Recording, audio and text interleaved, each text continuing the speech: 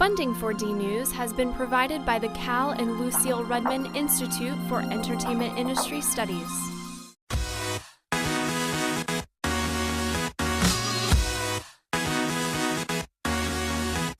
Coming up, art from Kenya and a remarkable story of hope on this episode of DNews. Hello and welcome to DNews. I'm Sloan Spurlock. A moving Philadelphia memorial serves as a reminder of lives lost to gun violence. Mike Giovingo has more. Here's a sobering fact. In Philadelphia last year, 331 people were killed by guns. Reverend Jarrett Kerbel is trying to humanize that tragic total with this memorial at Chestnut Hill Presbyterian Church. Each t-shirt bears the name and age of someone whose life was cut short by gun-related violence last year. The germ of the idea was the way gun deaths work in Philadelphia. It's maybe 1 a day, 2 a day, 3 over a weekend, and we never, as a public, as citizens, get a full impact of it. So we wanted to illustrate to people the total cost in human lives of gun violence in the city so that people could confront this really large number and understand in a very visceral way, in a very human way, what the cost is. Reverend Kerbel is taking his message beyond just city limits.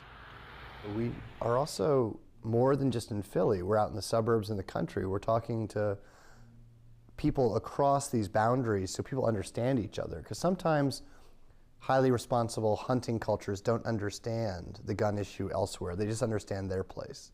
So we're trying to create relationships through churches to help people understand the issue in its detail. This memorial was eye-opening for me.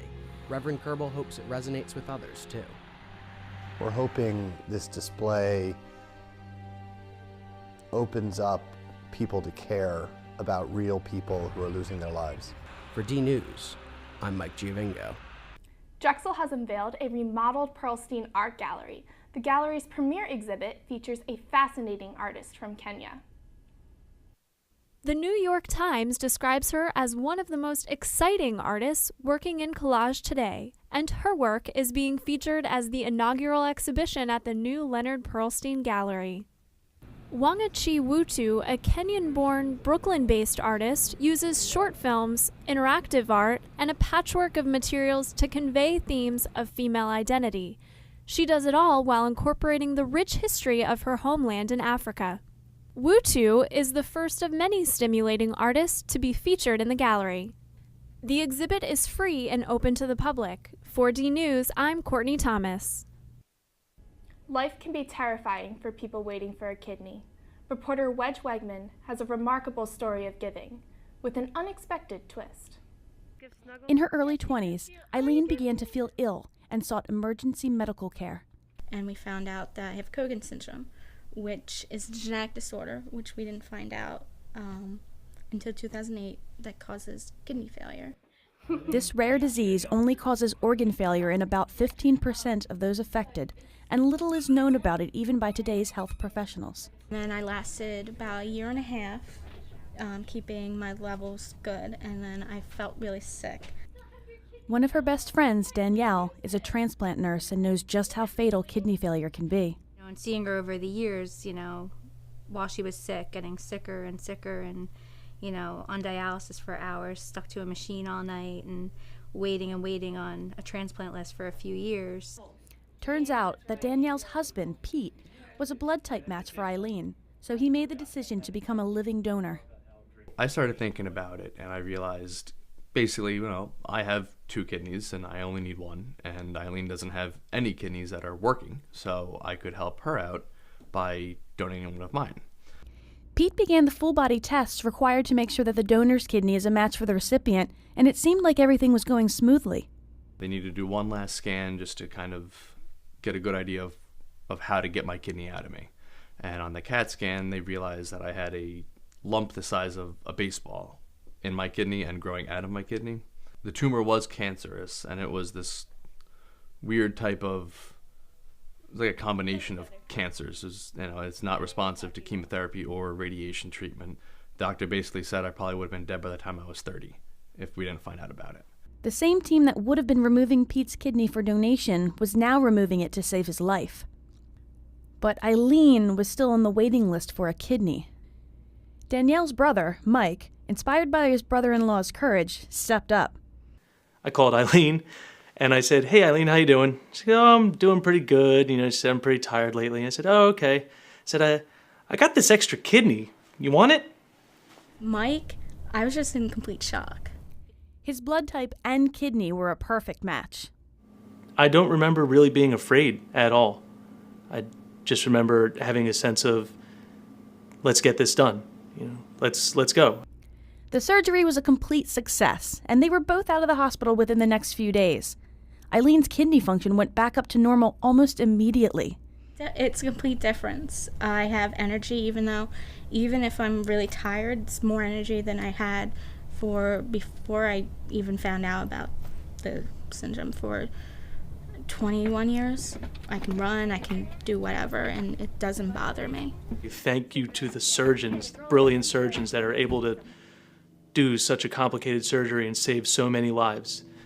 As upset as I was that I wasn't able to help Eileen out and I wasn't able to donate to her, it was in an odd twist of fortune, she ended up saving my life when I was trying to be the one to save her life. The kidney has changed my life. It's given me a release. I'm able to do things that I couldn't do before.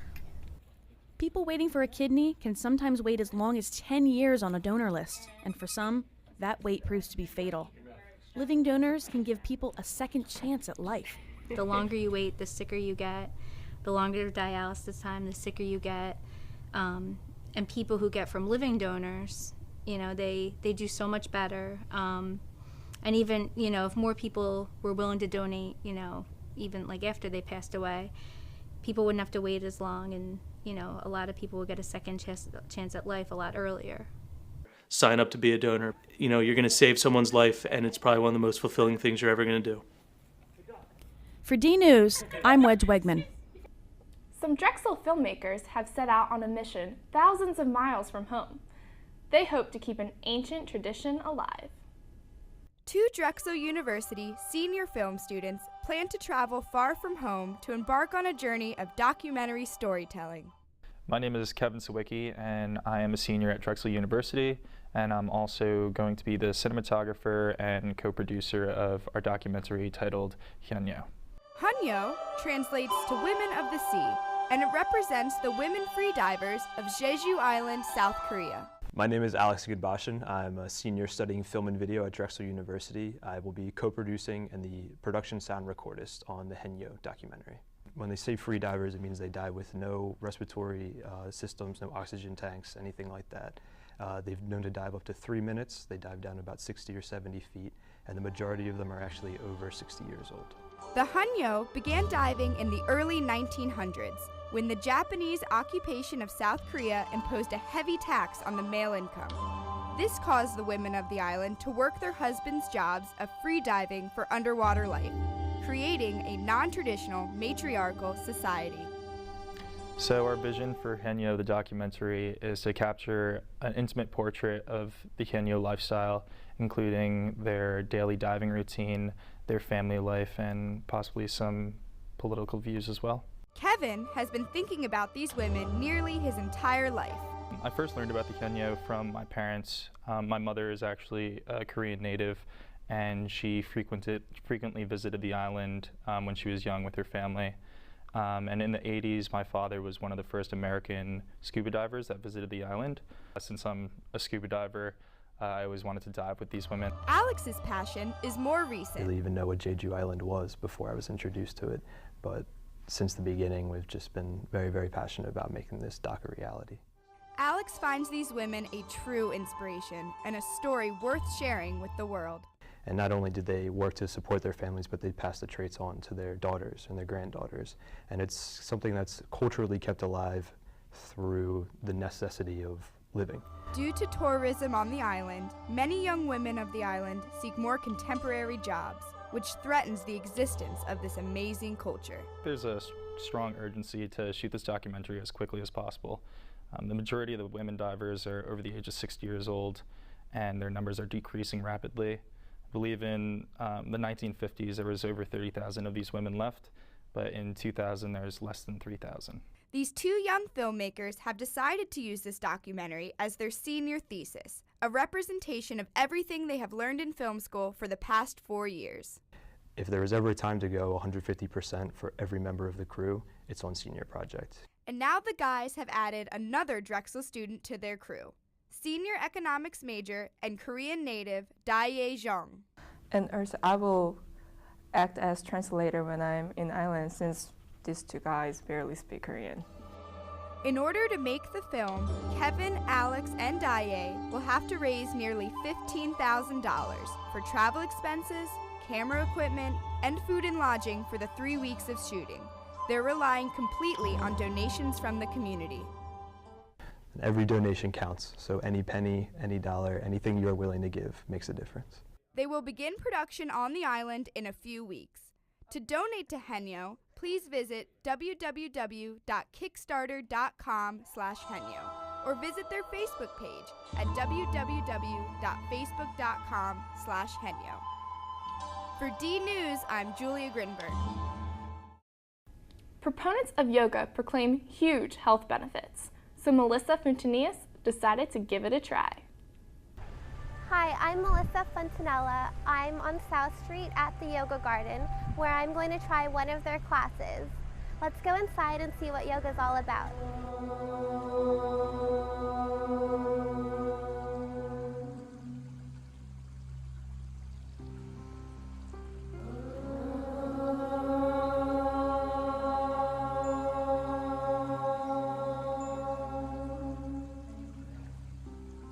As someone new to yoga, I could see how it could be intimidating to start out. There are so many positions to learn. Safety is an important issue too. Teacher Shay Yang had some sound advice. The best thing is to be really, really patient. Really take your time. You just keep going back to the classes. Whenever you have difficulty breathing, you should always, rest and try to go back. Also, kind of checking out a couple of teachers to see, the ones that are a little more attentive, especially as a beginner. People take yoga for all sorts of reasons. Kara has been an avid yoga student for 10 years. I started yoga as a physical practice to get a good workout, and as I got more into it, I realized it was not just a physical workout, but also, really good for me mentally and helped me relax and chill out. I got into yoga when I was going through a difficult time in my life. I was recently divorced. I think I was looking for something, not quite sure, and I found that when I was going to the yoga classes, I was able to actually release. I cried sometimes. I actually was able to kind of accept myself more. And then it was also very fun, getting to know myself, my body, and moving. The class was tough. I'm more relaxed but sore in a good way. Yoga Garden is offering a free introductory week and reduced student rates. For DNews, I'm Melissa Fontanella. Where would we be without the barcode? Probably back in the Stone Ages. Just so happens that two Drexel professors came up with the idea. Drexel students Norman Woodland and Bernard Silver made history at first by being in the right place at the right time. And the way this whole thing started was by a visit of the head of a chain. The grocery store was called Food Fair. The person who was in charge of it, Samuel Friedland, had approximately 250 stores at the time. And he came to Drexel to speak to, I think it was the Dean of Students. It was one of the deans, we are not 100% sure. And to explain to him the need of something like automated reading of products at the checkout line. And as we understand it, two things happened. First of all, the dean turned him down. The dean told him that this is infeasible and simply cannot be done and will not have a market. And the second thing, the happy thing that happened, is that this conversation was overheard. And so what Silver has done was, first of all, to catch Friedland on his way out and talk to him some more. And then he spoke to Woodland about the problem, and they started working on it. Before long, the barcode was born. I think that the breakthrough in terms of why woodland and silver are so important is that they were the first to say, well, it can be done, here is it, how it's been done, here is a system, and from then on it was a matter really of technology. Dr. Kam is convinced that neither woodland nor silver ever imagined the widespread significance of their idea. I am not sure that they have seen all the uses of it, and I doubt, though, again, I don't know exactly what they thought at the time, that they would realize that this would become such ubiquitous, such important, such universal, and such economically important invention. A salient invention of technology started here at Drexel and by Drexel students. Dr. Moshe Kam emphasizes that you can be the next one. Things like that can happen here.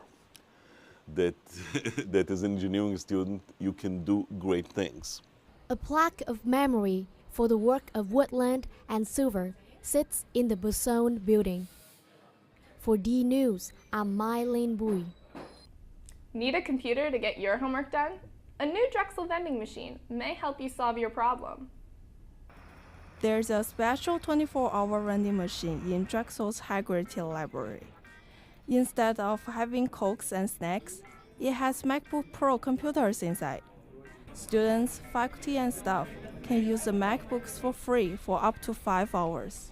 What this is, it's a kiosk that has a touchscreen interface that allows anybody with a valid Dragon Card ID to come up and indicate that they're interested in borrowing a laptop. Just swipe your ID card, enter your password, and basically give an agreement to certain statements. Then the laptop will pop up. When you complete your usage within those 5 hours, you come back and you see which slot is empty. You put it back in, you click it in, it locks in, and it'll indicate you're returning one. Your charge is complete. When the MacBook is back in the machine, it will start charging automatically. The service was the idea of Omar Hashmi, who's a representative from the Undergraduate Student Government Association. He was wondering if there's any way that we could extend the loan of laptops for use in the library in those late night hours. And the motivation, he said he was concerned of walking home carrying his own laptop at late hours. He lives in different parts of the city and it makes it nervous. Students we spoke with seem excited about the special vending machine. I think it's interesting, it's convenient, it was easy to use, it's a good location for it. The computers are good, there seems to be a lot of software on them. If I don't bring my own laptop, I think this would be an easy and thing to use. Go to the library and check out the special vending machine. You will love it. For DNews, I'm Shuang Lin. That's a wrap for this edition of DNews. Come join us in spring term to tell your own stories. I'm Sloan Spurlock. Thanks for watching. The production of DNews has been made possible with the generous support of the Cal and Lucille Redmond Institute for Entertainment Industry Studies, the Office of University Communications, and the Antoinette Westphal College of Media Arts and Design.